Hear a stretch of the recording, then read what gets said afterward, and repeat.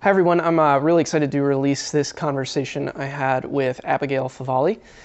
She is most recently the writer of this book, this wonderful little book called The Genesis of Gender from Ignatius Press. And she is someone that I was not familiar with before I read this book, but I really appreciated her argument and wanted to interact with her a bit on it.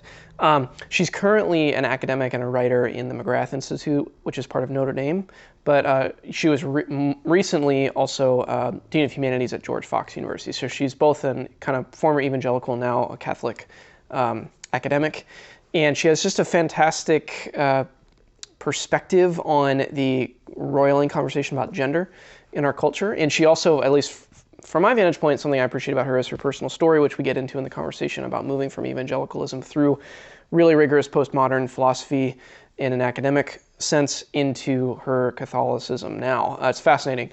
Fascinating journey. She brings a fascinating perspective, super thoughtful, super kind. I really enjoyed this conversation.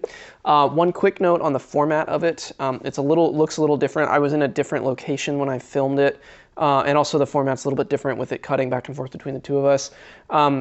Yeah, I'm not going to get into why that all happened, but regardless, I thought that the content was. I wish the format was a little different, but the content was so rich and so good that I wanted to edit it together and release it. Anyways, I really appreciated this conversation. I hope that you enjoy it as much as I did.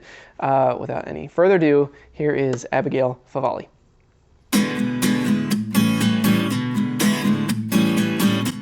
Welcome to Books and Big Ideas, what I'm reading, what I'm thinking about, with Joel Wentz. I'm excited to chat about this book, The Genesis of Gender, that I read recently. I'm very excited to talk to Dr. Favale. Did I say that right? Mm-hmm. All right. Yep. About it. There's a lot to unpack here, but something that, first of all, the book is very enjoyable to read. I think that's probably the first, given the potential heaviness or controversial nature of the topic, it's actually just a very stylistically very enjoyable to read. So that was a great kind of thing to discover about the book. But one of the reason I'm starting there is because I think one of the reasons it was enjoyable to read is because you thread so much of your memoir, your personal story through it. So I was wondering if we could just start our conversation there. Would you mind recounting? I'm a pastor in basically Protestant evangelical kind of culture. And I also have done about 10 years of ministry in that culture and parachurch world and all that stuff. So that's where I'm coming from. So your story fascinated me on many levels, actually. And I just love if you, to whatever extent you want to recount the big parts of your story as they relate to the topic of the book, I'd love to start there. Sure. So I grew up in Protestant evangelicalism in the 80s and early 90s. So like focus on the family. Oh, yeah. Kind of world. And when I was in college, I went to an evangelical school as well, George Fox University in Oregon, where until recently I taught as well for 10 years. So I've been in the evangelical world for a long time. Both that's what I was raised in, and then I taught in an evangelical university for over a decade. Anyway, but when I was an undergrad going to George Fox, I became really interested in questions of women's roles, women's dignity. And I felt like I wasn't finding very good answers to those. So I did kind of a deep dive, cannonball in the deep end, I guess, into feminist theory, feminist biblical criticism. I was a philosophy major and I was like, oh, this is amazing. This is exactly what I've been looking for. And so I think I had kind of two feminist phases, I would say, as an undergraduate. The first one would have been like an evangelical feminist stage. I don't know if you've heard of Christians for Biblical Equality. I don't even know if they're still around, honestly, but like that was my world. It was like, okay, let's interpret this this tricky passage the best we can, and then it, have a more egalitarian sensibility, but still they were formed as kind of a response to the Piper and Grudem movement. Is that right? Exactly. Yeah. Right. Okay. So you've got the what are they called? Like Council on Biblical, blah, blah, blah, I don't even remember now. Anyway, so so I was grabbed the word biblical. Like, they were the first ones to grab that one. Dang it. Power move. Yes. Power move. Shoot. Sorry, continue. No, totally fine. Yeah. So I was on the egalitarian side, right? But still had a very Yeah, high view of scripture. So I was sure. still working within an evangelical context. And at some point that flipped. Mm. And when I write about my story, I speculate about why that might be. But I think it was the more immersed I was in feminist thought, the more I adopted a hermeneutics of suspicion, right? So a way Sure. of reading the world, of everything, especially the Bible, with more of a sense of suspicion rather than trust. Yeah. Like, Yeah. where's the sexism? You're kind of like Right. on the hunt for patriarchy because it's always Yeah. there. Yeah. Yeah. Yep. There's And then once, presuppositions that get carried in. right, Absolutely. Yeah. exactly. So exactly, that's what I think was shifting. And I wasn't aware of this at the time, which I think is really fascinating. But basically, I was going through a worldview shift without realizing it. Wow. Where the kind of frame, like the foundation that I was standing on, switched from more of a Christian, evangelical Christian frame to more of a secular feminist frame. So then I went into graduate school and I focused on women's writing and feminist criticism, gender studies, gender theory. This was in the early 2000s. And that decade of my life, I guess, my 20s, I really became formed in a postmodern worldview. So we could talk more about what that might mean if you Sure. want to. Yeah. And even though I still considered myself a Christian, it was very I wasn't going to church. I wasn't praying. Like it was Yeah. very, I was dissertating. Like that was it, like I had a lot of Okay. angst I was working through, Yeah. but it was all this very kind of heady intellectual stuff. And there was no sense of Hmm. an authority that I was beholden to, or even a sense that I needed salvation. It was almost Mm. like, no, Hmm. Christianity needs to be saved from Yeah. patriarchy, rather than Wow. I'm a sinner that needs to be saved by God. Um, Wow. so looking Hmm. back, I really do think I departed a Christian worldview, even though I wouldn't necessarily said that at the time. And Sure. then, as I mentioned, I started teaching at George Fox. And so I couldn't just like leave the question of faith. Like it was Right. constant, like you're in a Right. place like that, you're thinking about it, you're talking about it all the time. And that I think is really good. I think it is very providential that God kept me in a place like that. So Mm. anyway, fast forward to the end of my 20s, I was going through this escalating spiritual crisis and um, became a mother for the first time. And that rocked my worldview quite a bit. Mm-hmm. And it didn't like make me not a feminist anymore, but it at least like let some light in because Hmm. I began to ask questions that I just hadn't been asking. It Like, complicated is things. Yeah. yeah, Mhm. right, exactly. And that was enough, I think, for God to pull me back into Christianity, and in this case, in the Catholic tradition. So Hmm. I had kind of a whirlwind conversion to Catholicism at the age of 30, Wow. and it took a long time for that dust to settle. But once it did, I was like, okay, feminism, gender theory, all this stuff that I like got a freaking doctorate in. Like, what do I do now? Like, I don't know. Yeah. My perspective has changed so much. Like, Wow. but now I think it's become something of an asset because it was Mhm. around that time actually that I became Catholic, a little bit before then, that the gender stuff really started to Yeah. escalate just in the kind of contemporary scene in terms of things changing very quickly and escalating very quickly. And so now I'm in this weird position where I have all this kind of insider knowledge, having studied this stuff at a high level for a lot of years. And so now I feel like my kind of mission for the moment is to help other Christians navigate this terrain, but from a deeply thought out Christian perspective. Mm. And not just Catholic. I mean, I do draw on Catholic Sure. resources, but I really wanted this book to speak more broadly to just Christians in general, and like how can we Yeah. really think about this question of gender and what's happening in our cultural context right now from a deeply Christian place. So that's Mm. kind of what I'm doing now. Oh man, that's fantastic. That mission that you articulated there at the end, that really resonates with me. And as a non-Catholic, I felt like I received your book, I think, very well. I don't think it is only for Catholic readers by any means. Mhm.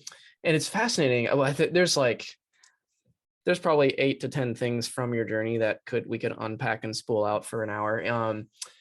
Uh, but what's fascinating to me is I sense, this is a gut level thing. I sense a desire to reclaim some natural theology work from the Mhm. Catholic sphere in the Protestant world. I just feel like there's a lot more kind of interest in that kind of bubbling up right now. And even in popular writings, like I just finished Yeah. reading a new book called What Are Christians For?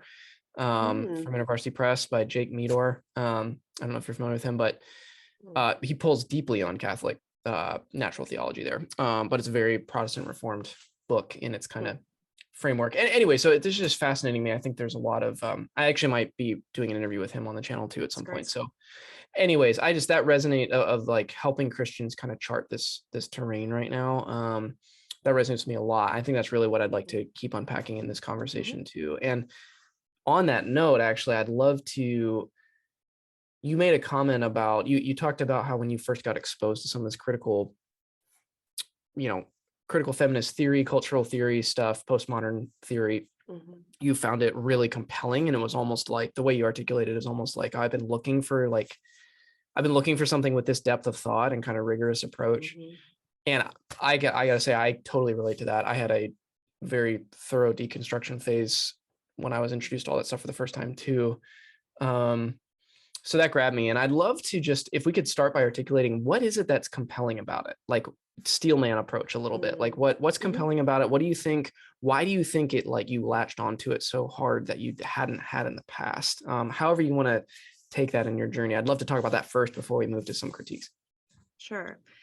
Well, I think I had experienced and observed some, I guess, very real deficiencies in the world I grew up in when it comes to giving women a strong sense of dignity, and freedom.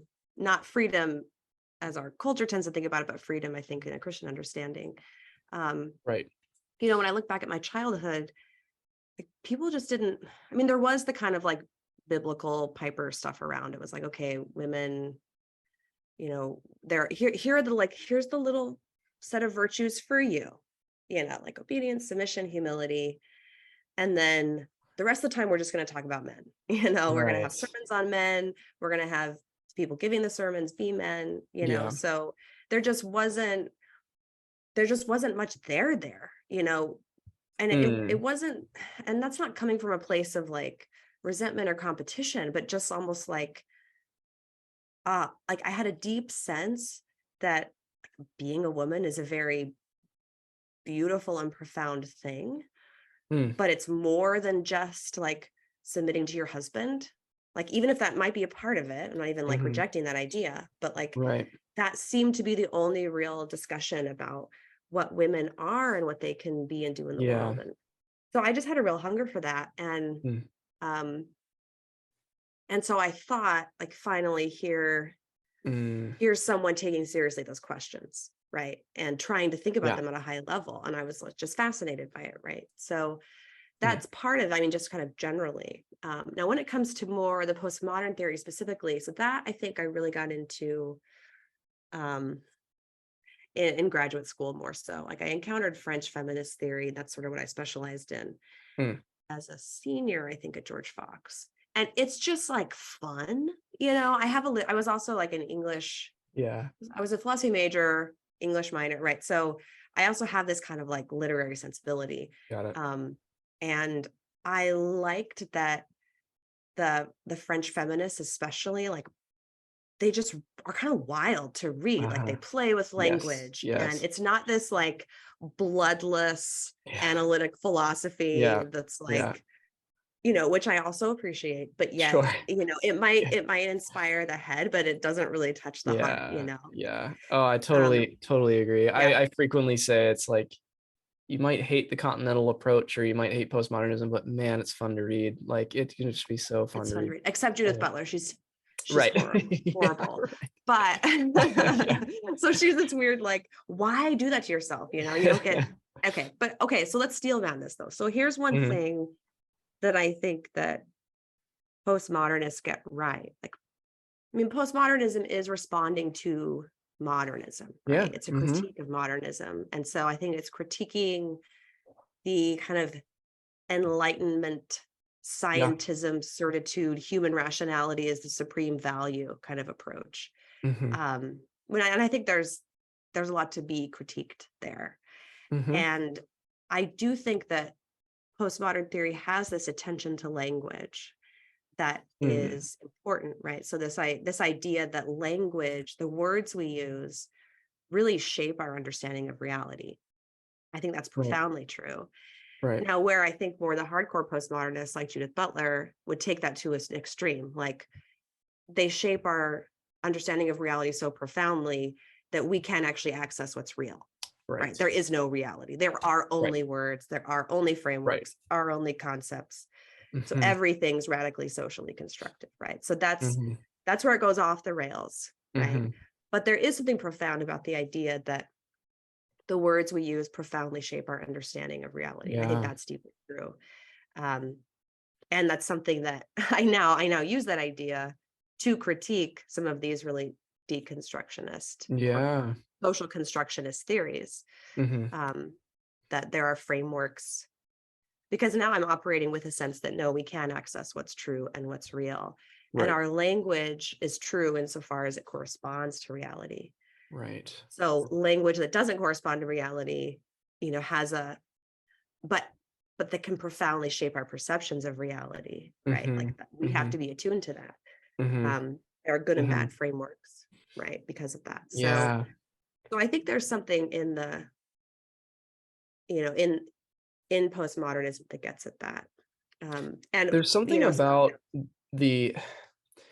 and it's frustrated me many times, but it feels to me like, we're speaking in some generalities, of course, but like if the modernity overreach was an overconfidence in like human knowledge, the postmodern overreaction to that is completely cutting out any confidence in human knowledge. And it just feels to me like, why can't we, and I don't mean to be, it sounds dismissive. It's like, who am I to critique two of the most prominent movements of philosophy? But it feels to me like, why can't we just let the pendulum sit in the middle a little bit and say like, no, we can be committed to a reality that is there, but also be humble about our ability to approximate it or to, to interpret it all the time. So like concepts like social location and stuff are super helpful, but then when they become the totalizing concept, then it feels like then they've lost the plot, So I frequently find myself like, why can't we just stop way overcorrecting each other?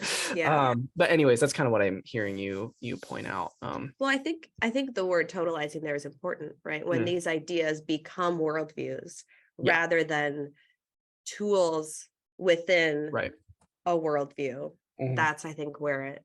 And I would say the same thing is for feminism, right? When feminism becomes this like totalizing worldview rather than something that can augment a worldview that's much broader and deeper and truer. Well, I'd love to move into some of your critiques, some of the specific ones you spool out. And you have a really helpful chapter. I think it's one chapter in which you unpack the three kind of streams as you see it of postmodern or critical feminist theory. So I would just commend to people who are watching this might be interested in the book. I think that chapter is really, really helpful for someone who hasn't maybe wrapped their mind around, because it's also fascinating that different streams can be quite different. And that's an important thing. If you want to have an intelligent conversation with stuff, it's really helpful to know that. So I just wanted to pin that and just know that that's in the book, but I would like to move to some of your specific ideas that you pose in critique, because I found them really fascinating and helpful. And the first one I want to talk about, and honestly, I want to talk about it with you because I want to help to wrap my own mind around it a little bit, is this idea of potentiality, and how potentiality versus, I think, actuality are kind of the two terms you used. So could you unpack that concept a little bit as it relates to gender, and maybe even talk about how you're pushing back on some of this critical feminist theory with that concept? Right. So feminist thought, at least since the second wave, so the mid 20th century, has been really suspicious of, or even just like opposed to, essentialism, right? So essentialism, that's another helpful concept to essentialism in feminist thought, it's not as like finely tuned as, say, Aristotelian essentialism, right? It's a little more broad than that, but it's basically the idea that men and women by nature are essentially different, right? So feminist theory since the second wave has really moved away from that idea. Again, we talk about like these swings to extremes, right? Because the reason they're suspicious of essentialism, there's some good reasons there, because there are ways in which kind of cultural norms around sexual difference have really limited women and have made created the appearance that women are deficient in relation to men, right? So women aren't educated as much. So wow, they're like not as rational, So that's something to be critiqued there. But again, I think a lot of feminist thought has just thrown the baby out with the bathwater, like, oh, because essentialism, or this idea that men and women are essentially different, has had some harmful effects, we need to reject it altogether. So that puts feminism in this really precarious position of being a movement whose entire reason of existence is to defend this category of people called woman, but yet also resisting any kind of stable definition of what a woman is. Because as soon as you offer a really like stable or universal definition of woman, you're in essentialist territory. So that there's like this irony where they have to sort of like hold on to the category of woman while they're deconstructing it continuously. Wow. So one way out of that, and that's also just kind of an interesting discussion, because that's one of the arguments I make in the book, is that feminist thought, because of that allergy to essentialism, is one of the things that has led to what we're seeing now, right? Where now, like, we're having like very real and visceral cultural debates about what women are. And, we have public figures who are unwilling to even, just state a definition, right? It's really wild. What was the Supreme Court? The Supreme Court nominee's response to that question was, I think she said, I'm not a biologist. Yeah. It's like, that's amazing. That's fascinating. And that's like something, this is again a side issue. You'll have to bring me back to potential, but just as a side note, like, so I'm a graduate student studying gender theory in like 2007. Like the idea that, fast forward like 15 years, that would be happening. Like you could not, that was just, that's mind boggling to me still. Like, that's how quickly things have changed, even within the realm of gender studies. Right. So, well, it also is a pushback to, and we are chasing down, it's okay. We're chasing those rabbit trails, we'll come back. It's a pushback to some of the argumentation that happens is you'll get this line of thinking from people who will say, well, these are all just academic theories. They're not really affecting the real world or affecting real people. So why are we all getting so like freaked out about it? But I feel like this example that we're bringing up is precisely pushing back on that idea. It's like, no, this is like affecting a lot of spheres of public life. And we need to at least be able to kind of be honest about the impact of these theories, and the language shifts and stuff. So anyways, it's fascinating to think about. It's fascinating to do a snapshot of, because I was in grad school in 2008, 2010. Yeah. So I can do a similar snapshot of like, what would the conversations be like now? Yeah, that's a fascinating thing to entertain. But so the tension between essentialism and defining women, and then what you're bringing up with potentiality and actuality. So because I remember this even as an undergrad philosophy student. I took a feminist philosophy course as a senior, and I remember this class session where we're like trying to define woman but not be essentialist. It's, and because you get into these things like, well, what about a woman who's had a hysterectomy, right? Like how do you find a definition of woman that would include, for example, like women who've gone through menopause or women who've had hysterectomies or whatever. But what's interesting about that, even that train of thought, is drawing on like the reality that I kind of know what a woman is, but trying to find a definition that will fit all women, right? So there is already this kind of circularity to it. But that the concept that I discovered later, studying Catholic theology and philosophy, and really I should have known this as an undergraduate. It's probably my fault. I wasn't paying attention in class that day, because you see this in Aristotle, right? This difference and Aquinas between potency and act, or potentiality and actuality. So basically that helps us get out of this kind of loophole or this aporia when it comes to defining women, because you can define a woman as the kind of human being whose body is organized according to the potential to gestate new life. And the word potential there is important because it signals there's this innate potentiality to femaleness that may never be actualized, but it still exists nonetheless, right? Yeah. So, a prepubescent girl has that potentiality, even though she is not yet fertile, right? So you can't just say like fertility, right? You can't, but Right. potentiality. Right. And this distinction, I think, is a really good one, because it answers all kinds of objections. Like, well, what about infertile women? You can't define women according to their potential to give birth, because what about women who can't give birth? Well, infertility itself is a category based on a recognition of innate potential, right? Like, you as a male human being are not considered infertile because you can't get pregnant. Right. But if I went to the doctor because I couldn't get pregnant, then I would be considered infertile, right? So actually, dealing with infertility is a very sex specific thing. It's very much, it very much points back to that there's some kind of potential that's being prevented from being realized. Yeah. Right? Yeah. So if you root the definition on that inherent potential, it's really about the structural organization of the body, right? It's not about body parts. That's another mistake that you often hear in contemporary gender discourse, that people will try to shift the discussion to like, oh, well, genitalia isn't that important, or like, why would you define someone's personhood, according to like what bits they have or something. And that like totally overlooks the fact that sex is a totalizing structural, it organizes our entire body, right? So every aspect of being human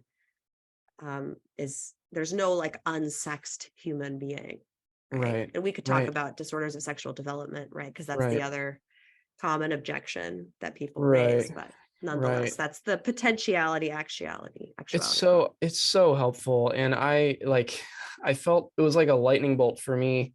And then I felt really silly for not having recognized it before. But when I think it was in that chapter when you're discussing the term infertile, I think it was in that chapter, and you just point out the fact, and this is actually where maybe back to the postmodern focus on language might be playing a helpful role here, but the term infertile is pointing towards that potentiality that you're talking about that's being compromised. And when you pointed that out in the book, I thought, oh my gosh, that is such a helpful, specific and helpful point that includes, and you're right, it does have this more holistic approach towards a definition that that can include people with all kinds of different experiences in the world and experiences of their bodies. And what my mind started to go to was like, as a Christian, we have also an explanatory category for the things that go wrong, whether you call that sin or brokenness or, and so it starts to, and then you can start to see how a more comprehensive picture can start to form, and that we can give helpful, I think, explanations for these things that don't result in just all this backpedaling and,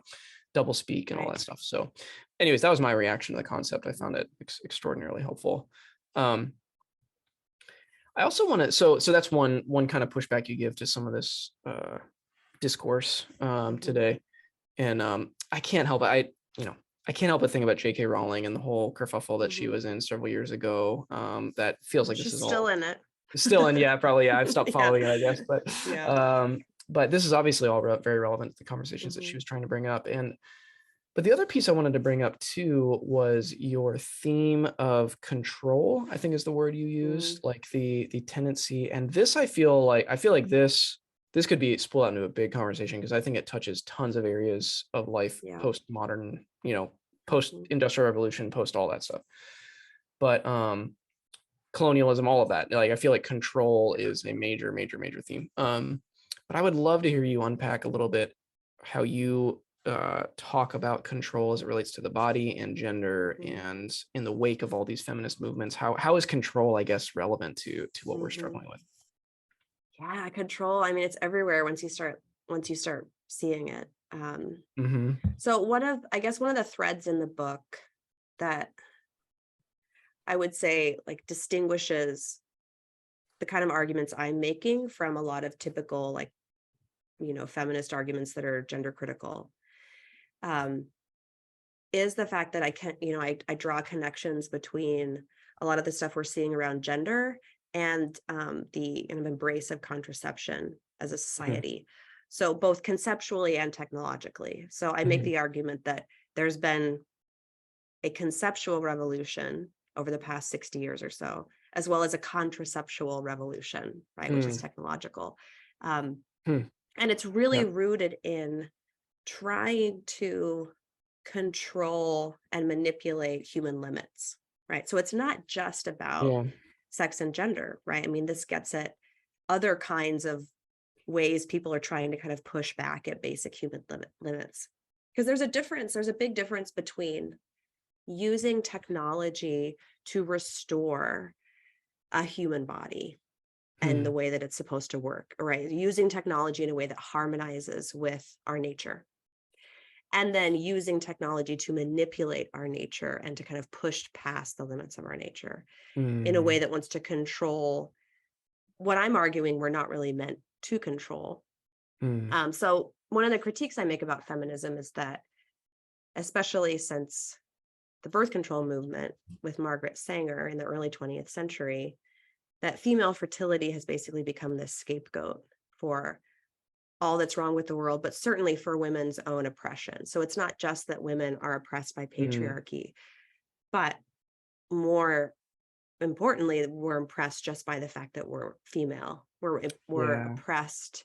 We're less by your very free embodiment. by our very embodiment. And so in order to Wow. become free, we have to kind of go war with our bodies, right? So we have to use contraception to disrupt the normal, physiological workings of our bodies, to have temporary sterility. And then if that fails, then we can use abortion as this kind of backup. Right. So, and both I'm arguing are these like interventions into female embodiment, unnatural interventions, even violent interventions into female embodiment, that it's not about, okay, let's try to change society so that women are, so that they can accommodate the realities of femaleness. Rather, the solution offered by feminism has been, let's put that on women themselves, and let's have them constantly disrupt their own fertility in order to kind of, be free and successful in the world, right? So, and then I connect that to some of the gender stuff, because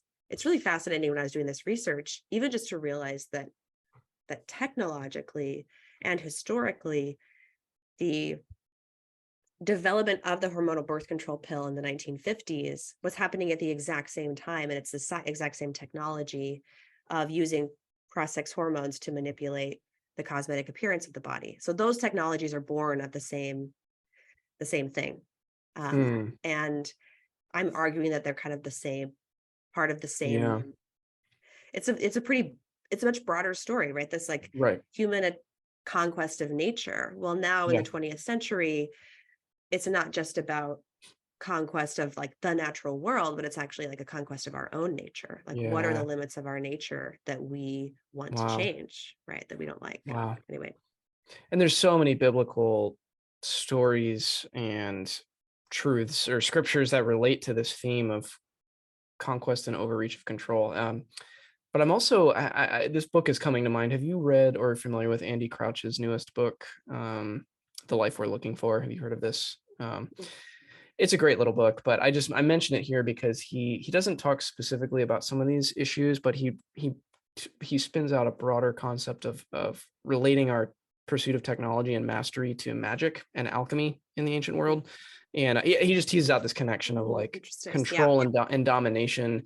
And importantly, the reason I thought of it is because he talks about it, I think, very persuasively as our constant attempt to get past our limitations.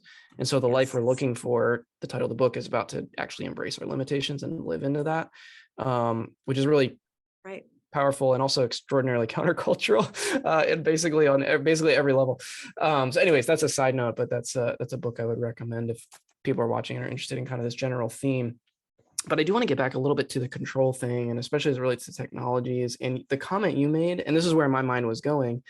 My mind was going to, what are the bigger social structures that perpetuate some of this damage? Because as I'm hearing you articulate it, where my mind went was, there's so many structural societal forces that are kind of pushing women into these roles to feel like they need to not have kids or delay childbirth or be at war with this kind of potentiality in themselves. It just feels like a really huge Well, a huge problem.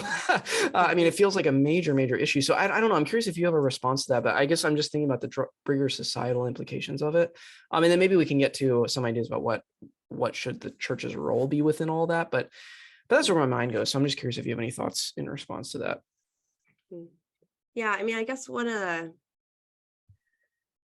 the contrasts I make in the book, which is more kind of a theological idea, is a contrast between control and receptivity. So receptivity is Yes. this like receiving the world and ourselves and even our own limits as a gift from God, rather than, especially our body, right? Because that's so much of this goes on to, because that's where the control is focused when we're talking about these particular issues. It's not about this kind of stoic control of one's mentality. It's like, no, I want to unleash my desire and my will. Right. And so I'm going to control the body or the parts of my embodiment that put limits on my desires and my will. So it's almost the inverse of something like Stoicism. Yeah, that's a good point. That's a great point. So I would say that the Christian disposition or posture is much more like receiving a gift.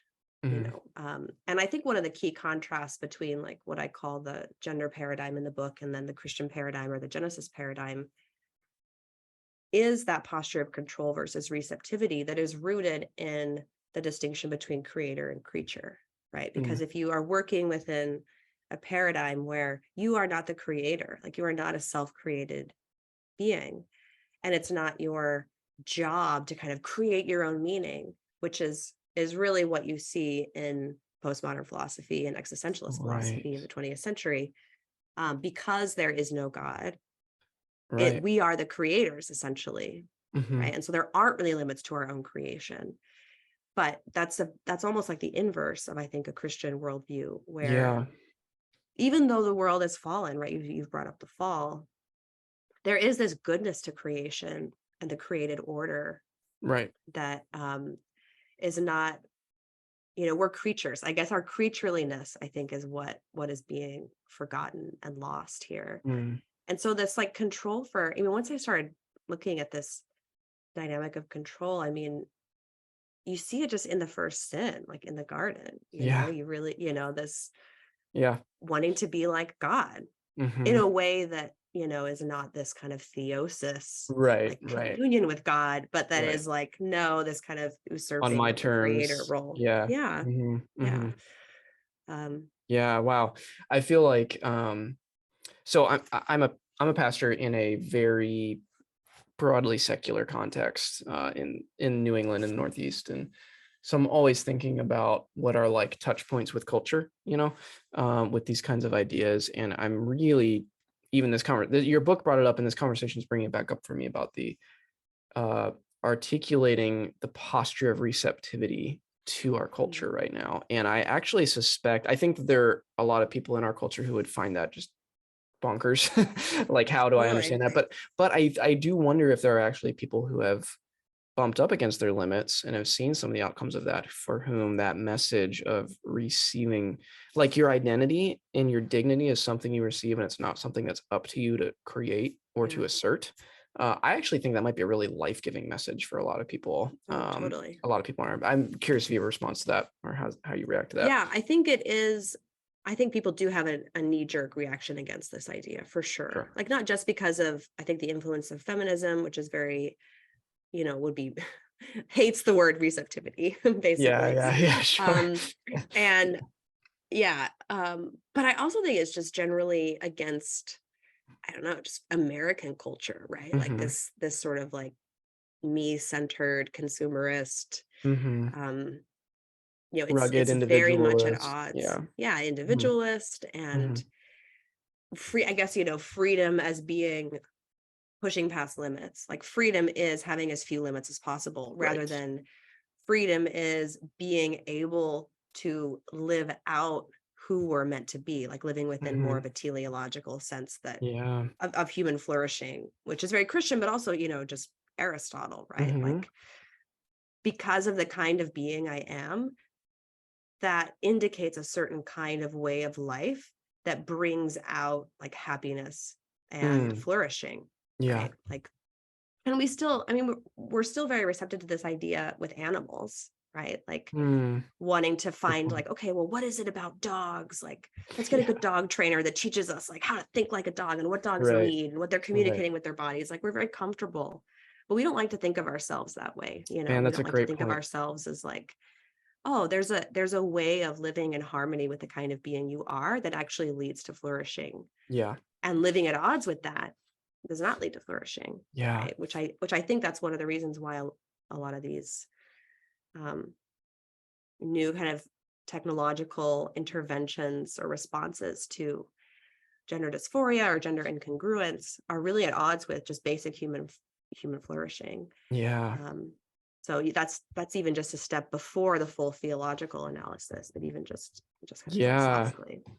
Yeah, redefining freedom, that really hits me as you're articulating it. I mean, a free life as one lived peacefully within my embodiment and my limits as a person. The freedom of that is very different from the freedom that we're frequently told to pursue, and frankly, given a lot of the resources to pursue in our context.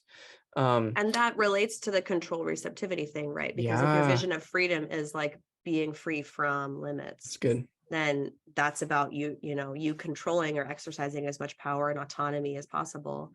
Whereas if it's more about kind of receiving your limits and finding flourishing within those limits and in harmony with those limits, that's much more of a posture of like receptivity. That's good.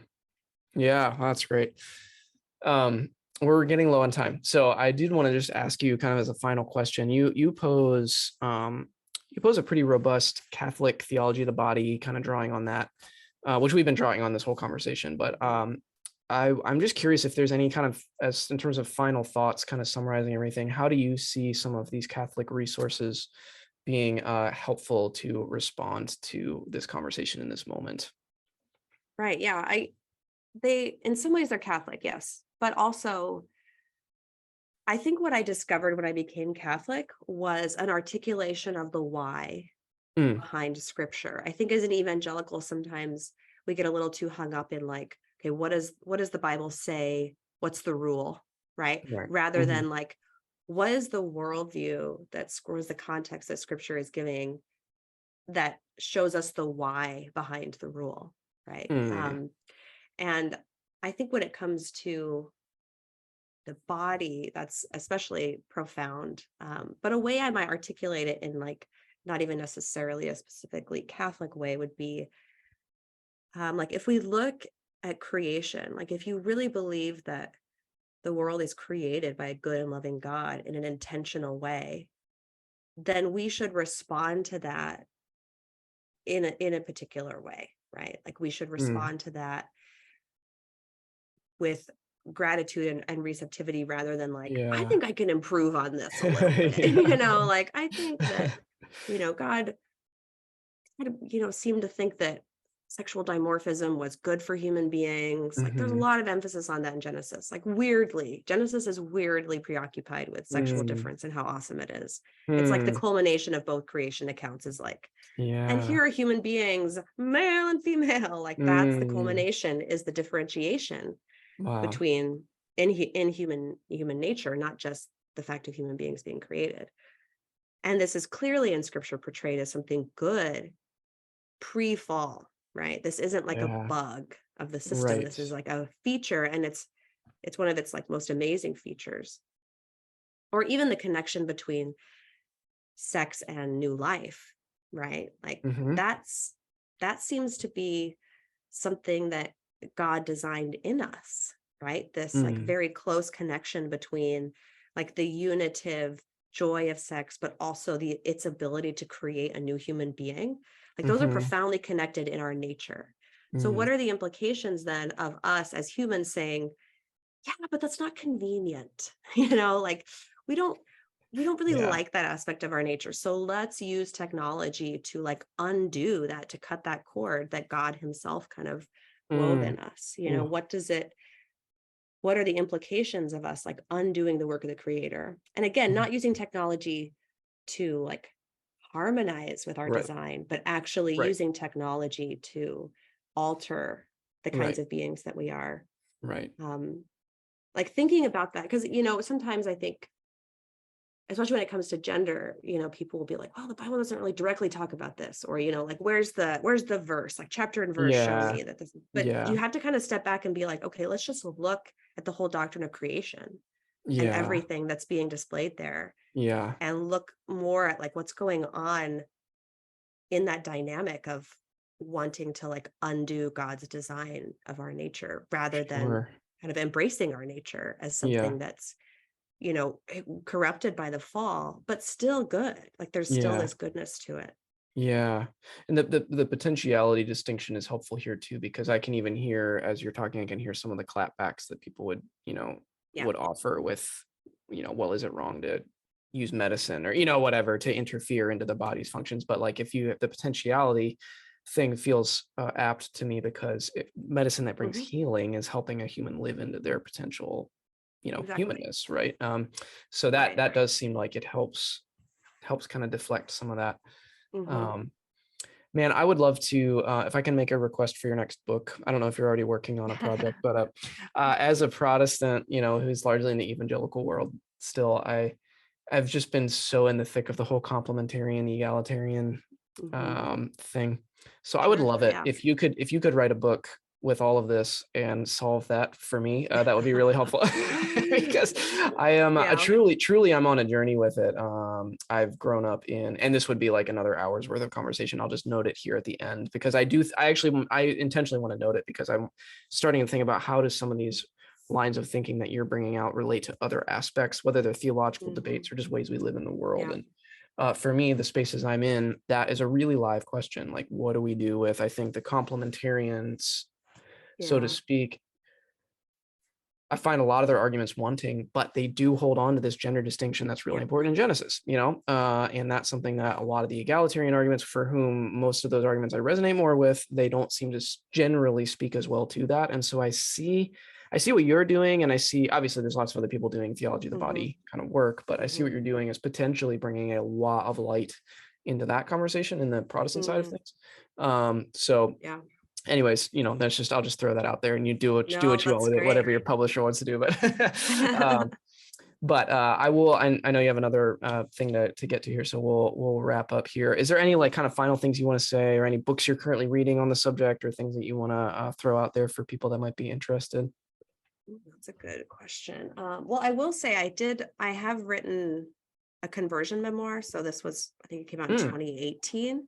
Oh, wow. So for anyone who's interested more in my story, and I go into more detail there of, a lot of the stuff I've talked about today, but there's also like a chapter specifically on my sexual difference. There's a chapter specifically on sexuality, because for me, when I was going through this conversion back to the faith, the question of same-sex marriage was like the hardest thing I had to wrestle with. So there's a chapter on that. So that might be interesting if